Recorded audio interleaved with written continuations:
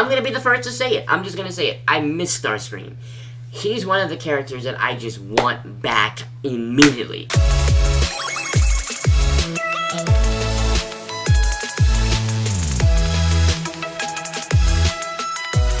What's up, you guys? It is Alfonso Peterman here today, and welcome to another episode of my Rise of Bumblebee series. This is simply a series where we discuss all of the facts and falsehoods concerning the upcoming Bumblebee movie. This is episode number 3, and today we're going to talk about all of the main Decepticons, or the possible Decepticons that are going to be in the Bumblebee prequel film. But before I get into that, I have a couple of shout-outs I want to give out to someone. Actually, I have more than one person. The first shout-out goes to Jet D with the Instagram username Transformers_fanpage_2017. Thank you so much, man, for being an Alfonso Nation member. I appreciate your support. I also want to give a shout out to SPK Dro Studios, which is a stop-motion channel. You guys check that out on YouTube. And also Instagram username Transformers_all_the_time. I want to give a shout out to all of these 3 people, and I want you guys to go follow them on Instagram or subscribe to them on YouTube. They're great Alfonso Nation members. Thank you guys for all your support. I really appreciate it. So let's get into the topic at hand. Now, one thing that we've all been talking about is the Decepticons.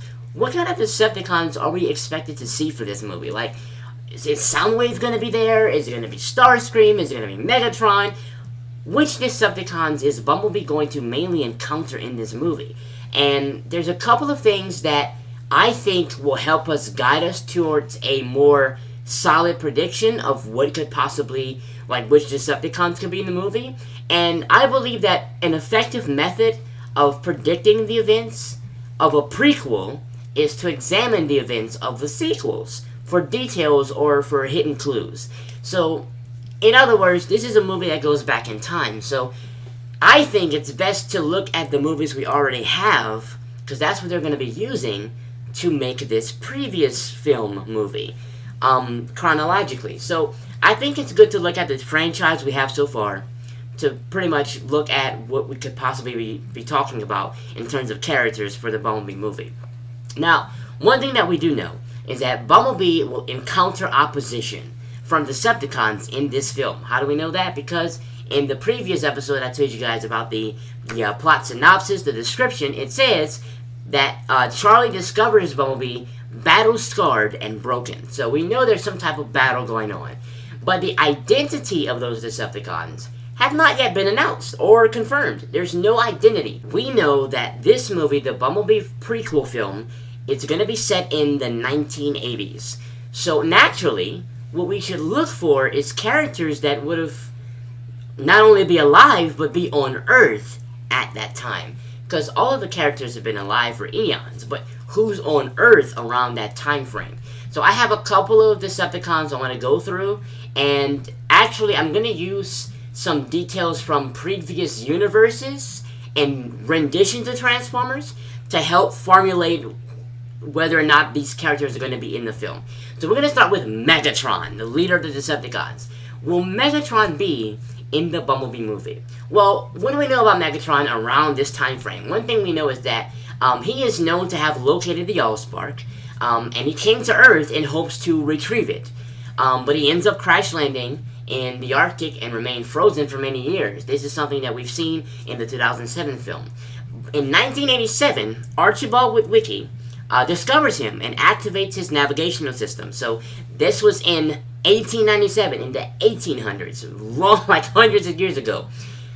But Megatron remained imprisoned in the Arctic after that situation up until the 1930s.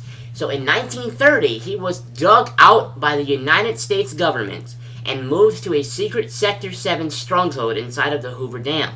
You guys have seen all that. Now, one thing I thought that was so incredible, that it was so awesome, is that Megatron was dug out of the Arctic in the 1930s. Okay, 1930s. The Bumblebee movie is set in the 1980s. And Megatron escapes the Hoover Dam in 2007, which means that during the Bumblebee movie, Megatron would have been in the Hoover Dam frozen. So while the Bumblebee movie is happening, Megatron is currently frozen at Sector 7. Because he's not going to be released, or he's not going to break out until 2007. I thought that was so cool, the way that, like, the chronological events happen. So, like, just think about it. While you're watching the big movie, somewhere behind the scenes, Megatron is still frozen in the U.S. government's possession. That's pretty cool. Another Decepticon that I want to talk about is Soundwave. Now, we know Soundwave is one of Bumblebee's, like, worst enemies, right? Bumblebee and Soundwave are not good friends at all. So, there's a potential maybe that Soundwave could be in the movie. Why not? Well, let's dive into Soundwave a little bit. We know Soundwave from Dark to the Moon. Dylan Gould, which was one of his like partners in crime. Dylan's father was a NASA accountant. This has all been explained in Dark to the Moon when Sam was like, "Hey, Mr. Inappropriate, can I have my girlfriend now?" So Dylan's father, which we don't know his name, but he was a NASA accountant, and he was approached by Soundwave in the early 1970s to manipulate the NASA budget and make further moon landings financially infeasible, thereby preventing humanity from discovering the wreck of the Ark on the lunar surface. In other words, Soundwave worked alongside Dylan's father, and Soundwave manipulated NASA, and he kind of like messed with their system, so they don't really know how to get to the moon, because if they would have gotten to the moon, they would have found the Ark, and they would have found the pillars and tried to capture them. And as we know, the Decepticons wanted the pillars to bring more Decepticons here. They didn't want the humans to have possession of them. But years later, in 1979, Soundwave called another meeting with Dylan Gould to announce that he's going to be leaving the planet for a short time. Now, I'm not just making any of this stuff up. This stuff is on Transformers Wiki. This stuff is on many reliable sources that talk about the entire storyline of all the movies. This is the details that were not really expressed in the movies like they should have been, but I'm going to explain them in this video. So, Soundwave returns to Earth in 2007, though he was not featured in the 2007 film. So, Soundwave is gone in the 1970s, and he does not come back until 2007.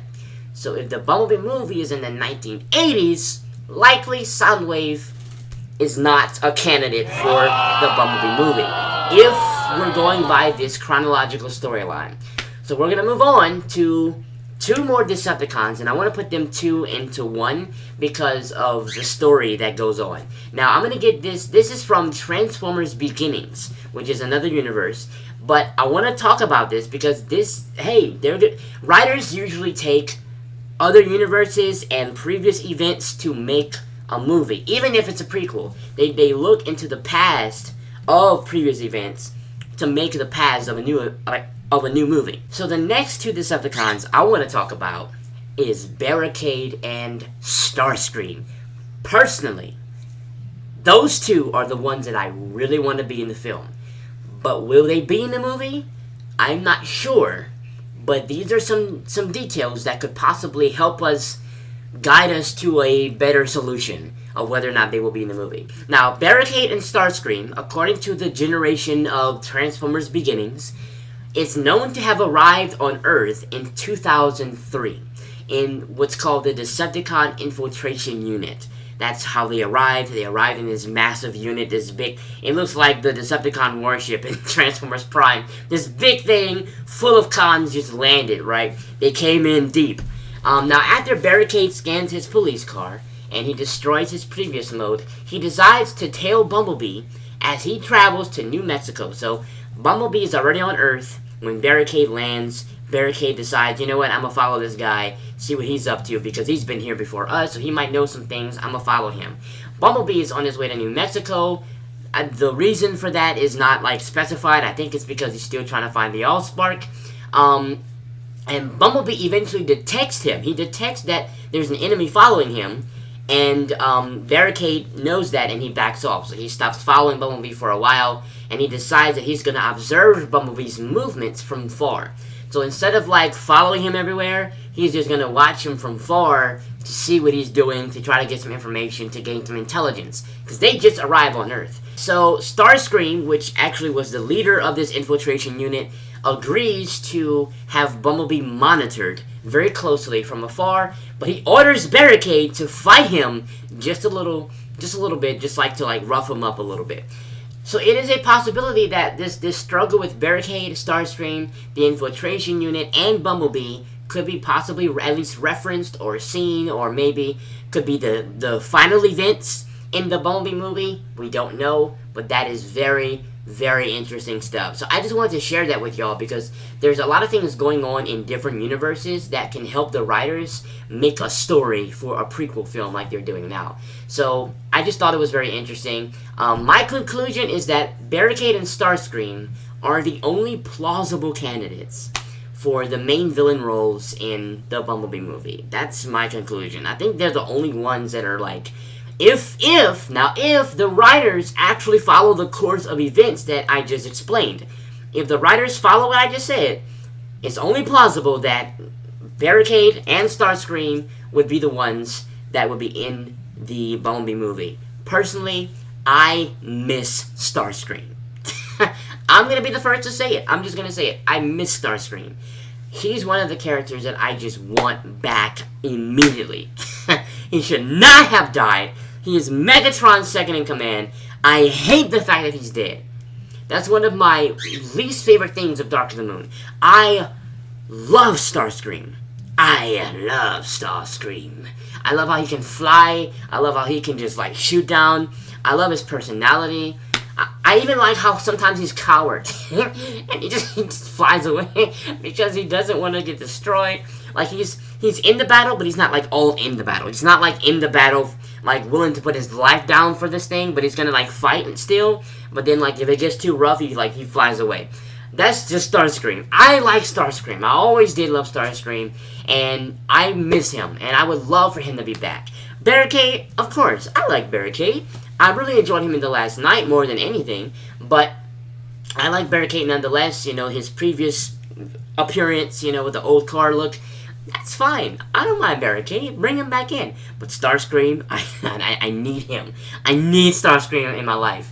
So that's all that I have to really share with you guys concerning Decepticons. I just wanted to go through the main Decepticons, not all the little, all the little mini Decepticons that could possibly come back. I want to talk about the main guys like Megatron, Barricade, Starscream, and Soundwave. So those are the possible candidates, Barricade and Starscream, for the Bumblebee movie. So yeah, guys, that's all for today. My closing question to you guys is, which Decepticon would you rather see as the main villain in the Bumblebee movie? You don't have to pick the ones that I just mentioned. You can pick any Decepticon. What Decepticon do you really want to see in this movie? Put it in the comment section below. I'm going to check out your comments, and that's pretty much all for today, guys. If you enjoyed the video, please drop a like on it. If you're brand new to the channel, drop me a subscription. That really supports my channel and everything that I do. If you guys want to follow me on social media, it's Instagram at the Alfonso Nation, Twitter at Alfonso Nation, and if you guys want to donate to my PayPal to support the channel, I also have my PayPal donation link if you guys want to drop some change in there to help out my channel. I really appreciate it. That's all for today. My name is Alfonso, and I will see you guys in my next video. Deuces.